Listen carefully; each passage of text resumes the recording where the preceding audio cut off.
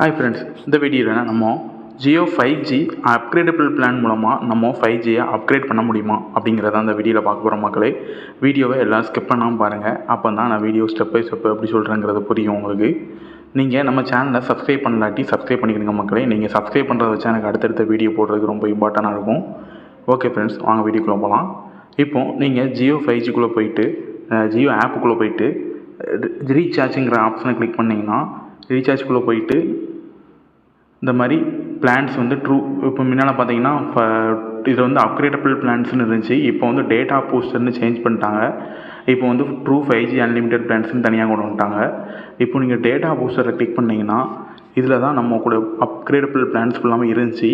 But இப்போ change ஆகி அது இப்போ பார்த்தீங்கன்னா இதுக்குள்ளே போய் பார்த்தீங்கன்னா இது வந்து ஃபஸ்ட்டு 61 ரூபாய்க்கு அன்லிமிட்டெட் 5G டேட்டா இருந்து 6 GB டேட்டா வச்சுருந்தாங்க ஓல்டு இதில்.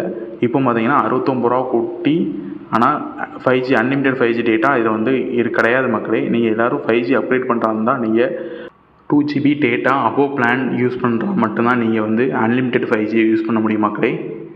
அன்லிமிட்டெட் 5G வேணும்னா நீங்கள் இந்த 349 ரூபா ரீசார்ஜ் இருக்குது பார்த்தீங்களா, அந்த ரீசார்ஜ் நீங்கள் பண்ணால் மட்டும்தான் நீங்கள் வந்து அன்லிமிட்டெட் 5G யூஸ் பண்ண முடியும். முன்னால் மாதிரி நம்ம வந்து 69 ருபீஸ் 61 ருபீஸ்க்கெலாம் வந்து அப்கிரேடபிள் பிளான் யூஸ் பண்ணி நம்ம ஜியோ அன்லிமிட்டெட் 5G யூஸ் பண்ண முடியாது மக்களே. ஓகே ஃப்ரெண்ட்ஸ், இந்த வீடியோ எல்லாருக்கும் பிடிச்சிருக்குன்னு நினைக்கிறேன். இந்த வீடியோ பிடிச்சினா எல்லாம் லைக் பண்ணிடுங்க. அடுத்த வீடியோவில் பார்க்கலாம். பாய்.